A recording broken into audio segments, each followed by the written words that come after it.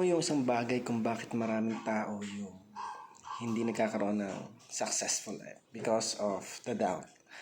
Yung natatakot sila na subukan yung mga bagay-bagay. Why don't you stop thinking like that and switch it to something na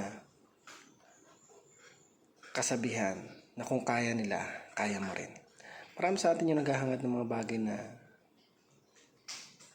magkaroon ng magandang buhay. Pero the reason why is they are doubted.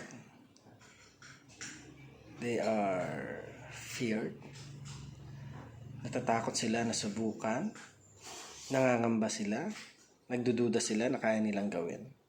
That's the reason why a lot of people right now is still kung sa anong pamumuhay meron sila ngayon. Why don't you try to overcome those fears, those doubts?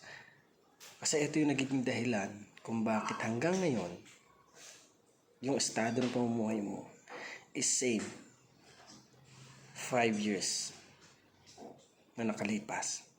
So, alisin mo yung mga bagay na nagpapabigat. Alisin mo yung mga bagay na nagiging dahilan para hindi ka makamove forward. You need to focus dun sa goal na meron ka. You need to trust also the process. Hindi mahirap dahil marami kang pagdaraanan, marami kang kailangan na suungin na problema na mga pagsubok bago mo makita yung kaliwanagan ng mga plano sa buhay. But it is still worth it pagka tinry mo, sinubukan mo, ginawa mo yung very best mo para maging matagumpay ka sa buhay. Lagi mo tandaan na walang mahirap, walang madali.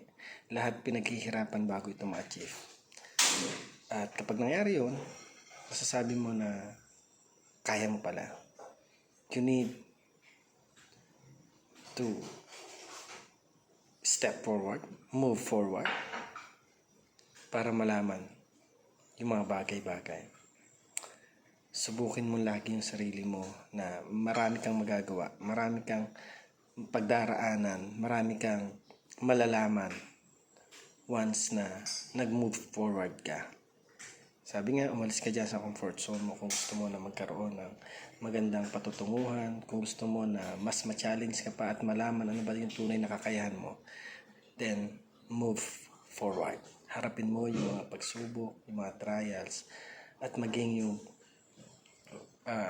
pag-excel ng sarili mo. Kailangan mo na mag-move forward para ma-achieve ito.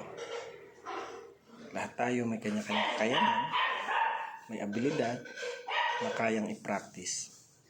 At pagdating ng araw, ito yung babaunin mo at magagamit mo upang umasenso sa buhay.